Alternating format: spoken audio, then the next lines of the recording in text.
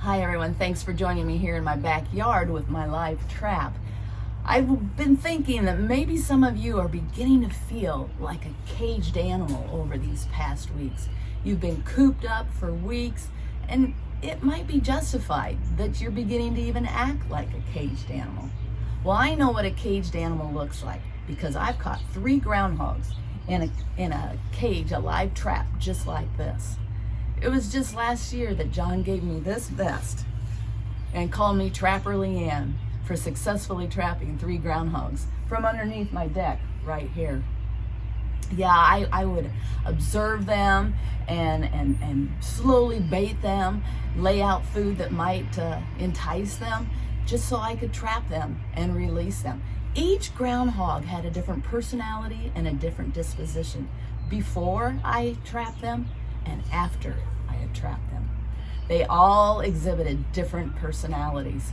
You know, Alvin, he was my first groundhog. Yeah, I named him. He was under the deck with a bunch of chipmunks, so I couldn't help but call him Alvin.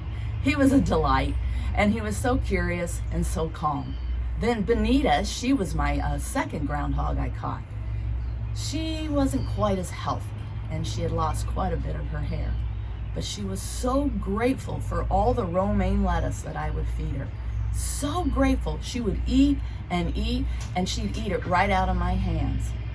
And then there was my third groundhog. He wasn't quite as delightful. He was gnarly.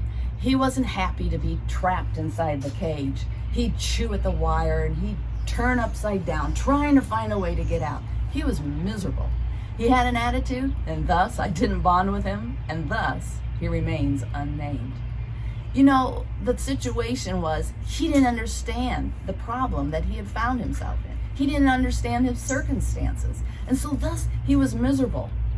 He didn't know that I had a better life in mind for him, that I was going to set him free in his natural habitat where he could live a happier life.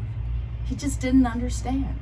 Maybe you don't understand the situation and the predicament that you've found now that you're caged and cooped up in your home for so many weeks. You know, they say if God doesn't remove your problem, then there's a lesson to be learned in your problem. Are you like Alvin, calm and delightful, trusting the Lord with your situation, with your dilemma that you have found yourself in? Or are you like Benita, so grateful for what you do have and not getting caught up with what you don't have? Oh my goodness, she was so grateful. She was grateful for the care that I provided for her, just like God provides for us on a daily basis. And at the end of the video, stay tuned. I'll provide a little video of her being so grateful and eating her romaine lettuce. But then let's go back to the unnamed critter who just was so caught up with his misery. Maybe that's what you look like. You're caged up and you're gnarly and you're making life a little unpleasant for yourself and those around you. But that's because you may not have considered there's something to be learned in your caged condition. You know, in Proverbs it says, lean not on your own understanding, but in all your ways acknowledge him, and he will make your paths straight. In other words, he'll get you out of your caged predicament. But you can't lean on your own understanding because you don't have the whole picture in mind.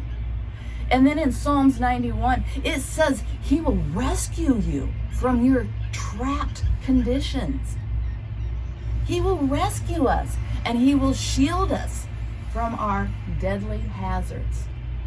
He will take care of us. He has something in mind for us. But we need to stop and learn.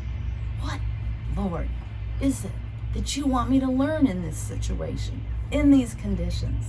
You know, something that you learn, he has your best interest in mind. Just like I had the groundhog's best interest in mind when I was live trapping them.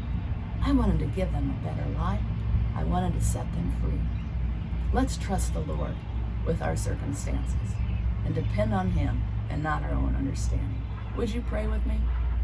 Dear Lord, thank you.